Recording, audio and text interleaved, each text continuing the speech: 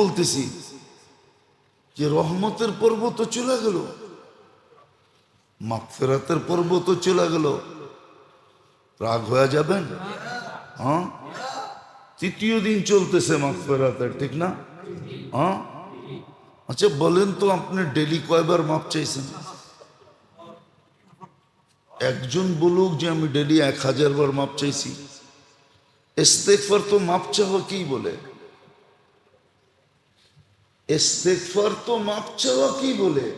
আপনি বলেন আমি 1000 বার মাপ চাইছি। কখনো ভিক্ষুককে ভিক্ষা দেয় কেন জানেন? জান জান ছাড়ানোর জন্য। জান, ভিক্ষুককে ভিক্ষা দেয়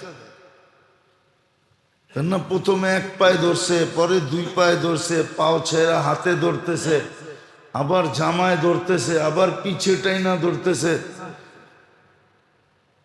তো এরকম অবস্থা থেকে নিজেকে বাঁচানোর জন্য ভিক্ষা দিয়া জান ছুটায় নেয়, ঠিক না? হ্যাঁ, সত্য তো। আপনিও যদি, আমিও যদি মাপ এরকম চাইতাম, এরকম মাপ চাইতাম, তাইলে হইতে পারতো আল্লাহ বলতো বন্ধ তো করে না, দিয়া দে, বন্ধ তো দিয়া দে, দিয়া দে, দিয়া দে, মাফ করে দিলাম। জান তো ছাড়ে না। জান ছাড়ানোর জন্য মাঝে মাঝে কি করে? ভিক্ষুককেও ভিক্ষা দেয়, ঠিক না? আমরা তো কেউ 100 বার 1000 বার ইস্তেগফার পড়ি না।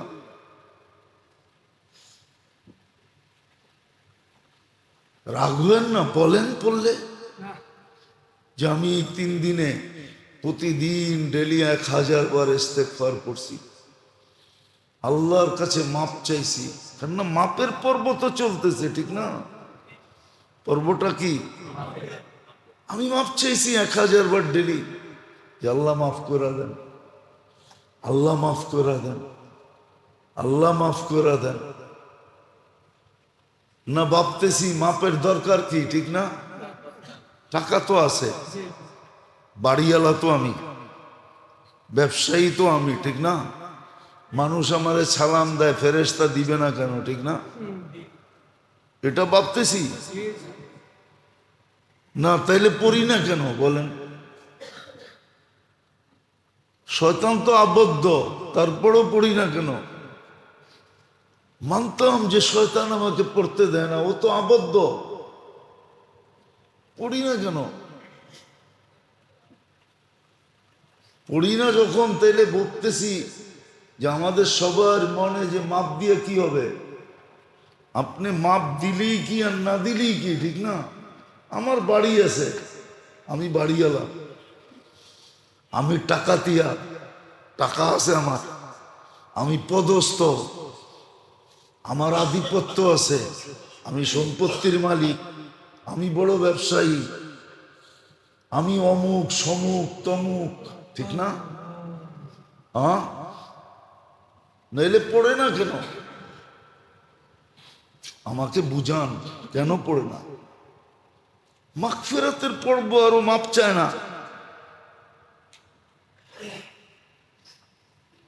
বললে তো মনে হয় হাত উঠাইতে পারবে না যে আমি এই 3 দিনে 200 বার মাপ চাইছি, ডেলি 200 বার, সকালে 100 বার, বিকালে 100 বার ইস্তেগফার করছি। ও মেরে দোস্ত, এত বড় নেয়ামত দিলেন,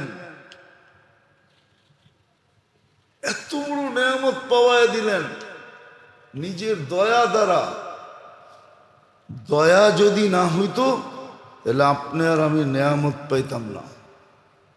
হ্যাঁ,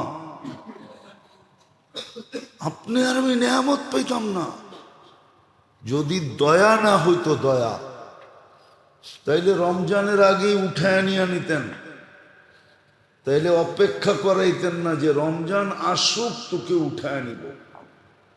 এটা আল্লাহর দয়া, দয়ার দ্বারা নেয়ামত পাইলাম। গুরুত্বপূর্ণ মাস। বেলু বারানের দ্বারা গুরুত্ব বুঝাইছে যে এটার গুরুত্ব কতটুকু, এই মাসটার গুরুত্ব কতটুকু। আসমানি সমস্ত কিতাব এই মাসে আসছে, কোন কিতাব রমজানের বাহিরে নাজেল হন নাই। এই মাসটার নাম আল্লাহ নিজে রাখছেন। আবার বলছেন রমজান আমার মাস, বদলা আমি নিজে দিব, বদলা আমি নিজে দিব। জান্নাতে ঢুকার জন্য একটা বিশেষ দরজা রাখছেন, যে রোজাদাররা শুধু এই দরজা দিয়ে ঢুকবে। সর্বশেষ ব্যক্তি ঢুকা শেষ, দরজা ক্লোজ, বন্ধ। রোজার জন্য জান্নাতে আলাদা পার্টি হবে রোজাদারদের জন্য। রমজান যার অর্থই হলো বসন্ত অথবা জ্বালায়া দেওয়া, গুনাহ জ্বালায়া দেয়, কোনো গুনাহ থাকে না। বিরাট বড় ইহসান, এত বড় দয়া বা ইহসান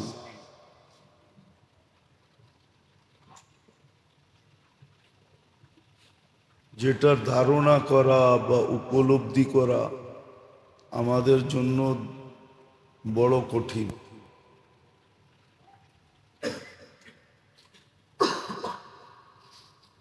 যদি আমি বসতে চাই আর বসতে যদি না চাই, পাহাড় যে না চিনে, পাহাড় যে না চিনে, ওর সামনে পাহাড় বললে ও হয়তো ঢিলাও মনে করতে পারে, পাহাড় তো চিনে না।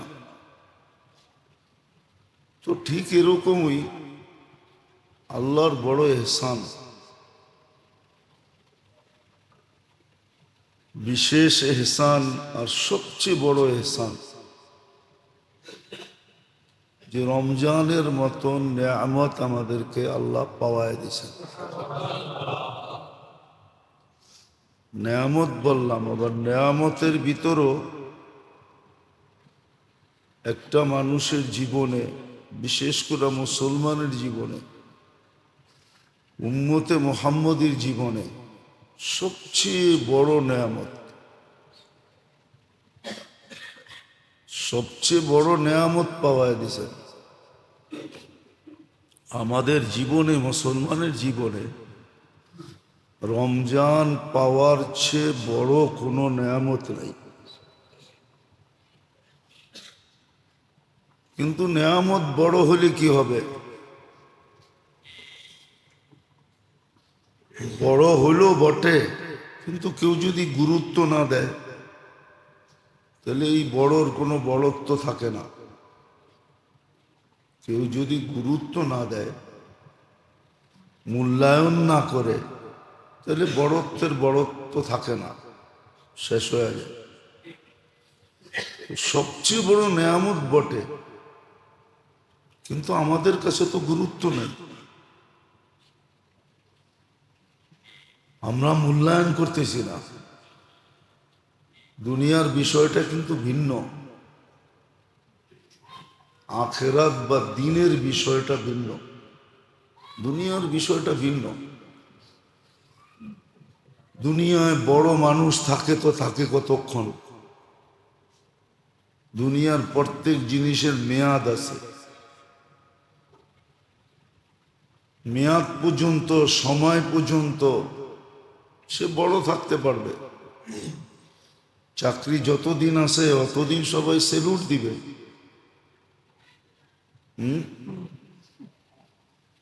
অতদিন সবাই স্যার স্যার বলবে, দেখলে সেলুট দিবে, সামনে পড়লে স্যার বলবে। কিন্তু চাকরি চলে গেলে আর কেউ সেলুট দেয় না। এখন আবার ওনার জায়গায় যিনি আসছে ওনারে দেখলে সেলুট দেয়। তো দুনিয়ার বড়ত্ব তো সাময়িক।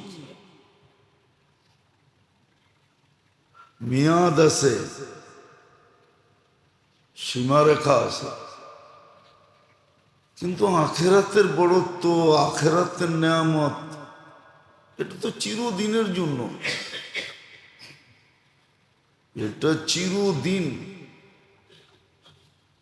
অক্ষুণ্ণ, কোনোদিন ক্ষুণ্ণ হবে না।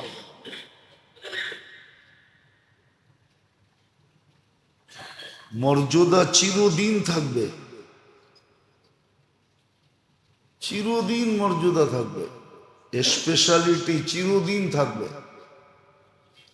তো যেটা বুঝাইতেছিলাম, চিন্তার বিষয় কিন্তু মুসলমানের জীবনে রমজান পাওয়ার সে বড় কোনো নেয়ামত নাই। এটা এই জন্য বলতেছি, এটা একটা মাস তো না। একটা মাস যদি হতো, একটা মাস তো না, সবগুলোই বড় নেয়ামত, সবই বড়, কিন্তু রোজার মতো একটাও না, রোজার মতো একটাও না। আমাদের কাছে তো উপলব্ধিও নাই, মূল্যায়নও নাই, চিন্তাও নাই। আজকে 13 রোজা, কিন্তু 13 রোজা যাইতে চলছে, আজকে 14 তারাবি হবে।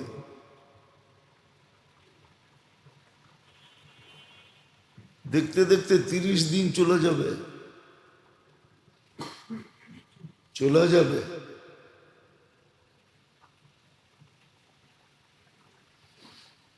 তো আমাদের কাছে এটার মূল্যায়ন নাই, অনুভূতি নাই, চিন্তা নাই, ভাবনা নাই, অ্যানালাইসিস নাই,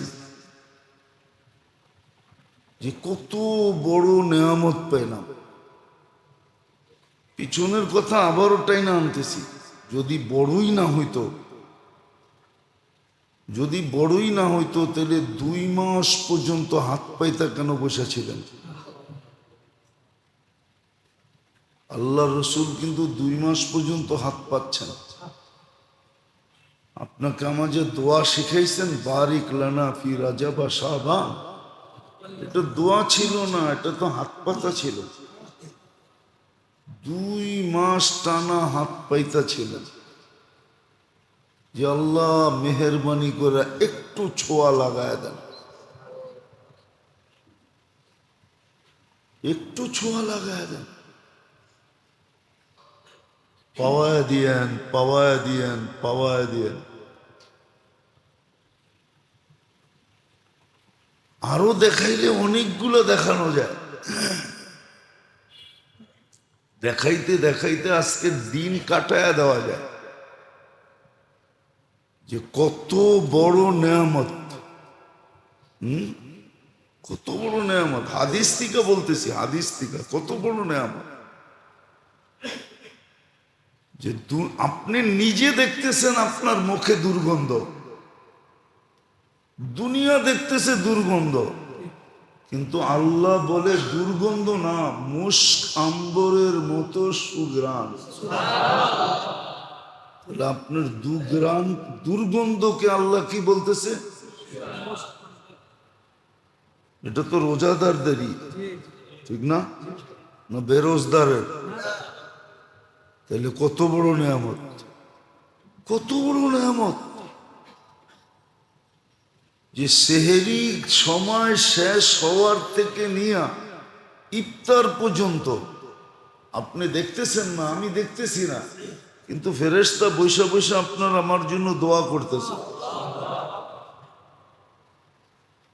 ফেরেশতা কাজে লেগে গেছে, আল্লাহ লাগায়া দিছে, আপনার জন্য আমার জন্য মাগফিরাতের দোয়া করতেছে। ফেরেশতা দোয়া করতেছে, সমস্ত প্রাণী দোয়া করতেছে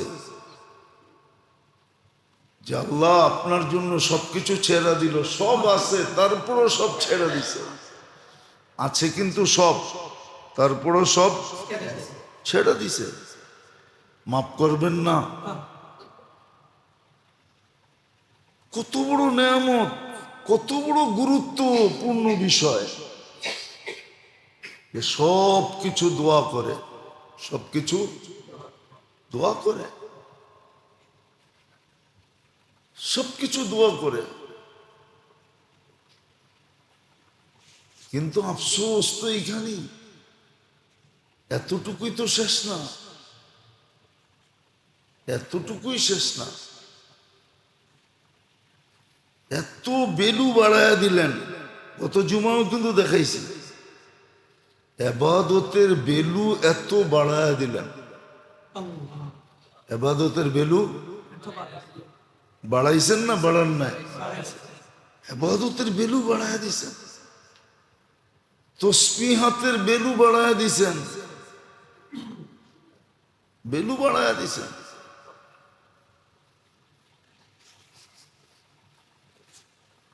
এক পদ্ধতির মাধ্যমে আপনাকে কোরআনের সংস্পর্শে নিয়ে আসছেন। এতগুলা কথা এই জন্য বলতেছি যে রহমতের পর্ব তো চলে গেল, মাগফিরাতের পর্ব তো চলে গেল, রাগ হয়ে যাবেন? হ্যাঁ, তৃতীয় দিন চলতেছে মাগফিরাতের, ঠিক না? হ্যাঁ, আচ্ছা বলেন তো, আপনি ডেলি কয়বার মাপ চাইছেন? একজন বলুক যে আমি ডেলি 1000 বার মাপ চাইছি। ইস্তেগফার তো মাপ চাওয়া কি বলে? ইস্তেগফার তো মাপ চাওয়া কি বলে? আপনি বলেন আমি 1000 বার মাপ চাইছি। কখনো ভিক্ষুককে ভিক্ষা দেয় কেন জানেন? জান জান ছাড়ানোর জন্য। জান, ভিক্ষুককে ভিক্ষা দেয় কেননা প্রথমে এক পায়ে ধরছে, পরে 2 পায়ে ধরছে, পাও ছেড়া হাতে ধরতেছে, আবার জামায় ধরতেছে, আবার পিছে টাইনা ধরতেছে। তো এরকম অবস্থা থেকে নিজেকে বাঁচানোর জন্য ভিক্ষা দিয়া জান ছুটায় নেয়, ঠিক না? হ্যাঁ, সত্য তো। আপনিও যদি আমিও যদি মাপ এরকম চাইতাম, এরকম মাপ চাইতাম, তাইলে হইতে পারতো আল্লাহ বলতো বন্ধ তো করে না, দিয়া দে, বন্ধ তো দিয়া দে, দিয়া দে, দিয়া দে, মাফ করে দিলাম। জান তো ছাড়ে না। জান ছাড়ানোর জন্য মাঝে মাঝে কি করে? ভিক্ষুককেও ভিক্ষা দেয়, ঠিক না? আমরা তো কেউ 100 বার 1000 বার ইস্তেগফার পড়ি না।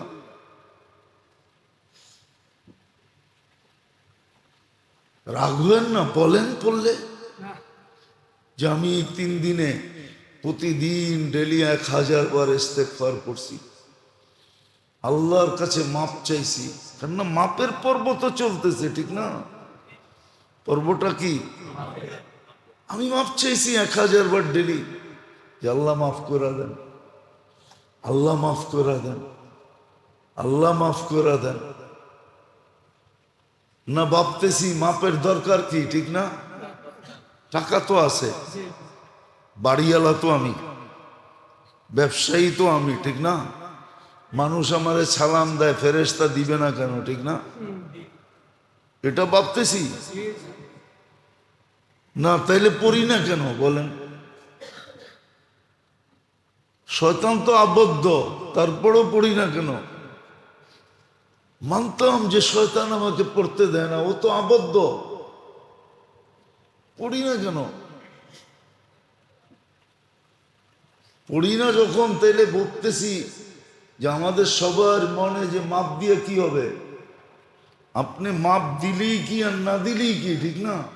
আমার বাড়ি আছে, আমি বাড়িওয়ালা, আমি টাকাতিয়া, টাকা আছে আমার, আমি পদস্থ, আমার আধিপত্য আছে, আমি সম্পত্তির মালিক, আমি বড় ব্যবসায়ী, আমি অমুক সমুক তমুক, ঠিক না?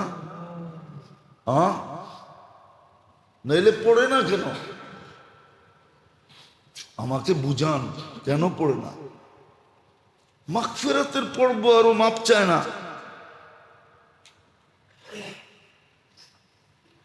বললে তো মনে হয় হাত উঠাইতে পারবে না যে আমি এই 3 দিনে 200 বার মাপ চাইছি, ডেলি 200 বার, সকালে 100 বার, বিকালে 100 বার ইস্তেগফার করছি।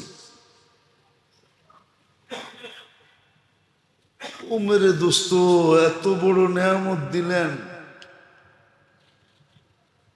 এত বড় নেয়ামত পাওয়ায় দিলেন নিজের দয়া দ্বারা।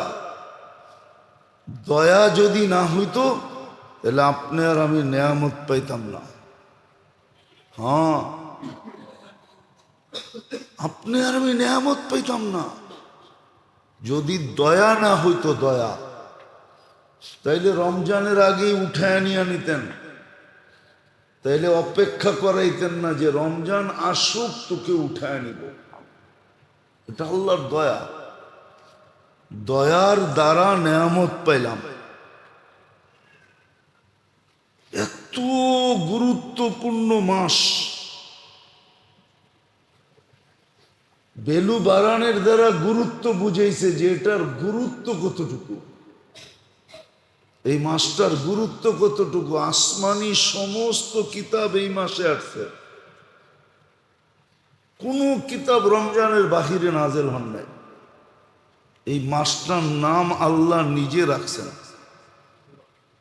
আবার বলছেন রমজান আমার মাস, বদলা আমি নিজে দিব, বদলা আমি নিজে দিব। জান্নাতে ঢুকার জন্য একটা বিশেষ দরজা রাখছেন যে রোজাদাররা শুধু এই দরজা দিয়ে ঢুকবে। সর্বশেষ ব্যক্তি ঢুকা শেষ, দরজা ক্লোজ, বন্ধ। রোজার জন্য জান্নাতে আলাদা পার্টি হবে রোজাদারদের জন্য। রমজান যার অর্থই হলো বসন্ত অথবা জ্বালায়া দেওয়া, গুনাহ জ্বালায়া দেয়, কোনো গুনাহ থাকে না। কিন্তু আমাদের কাছে কোনো গুরুত্বই নেই।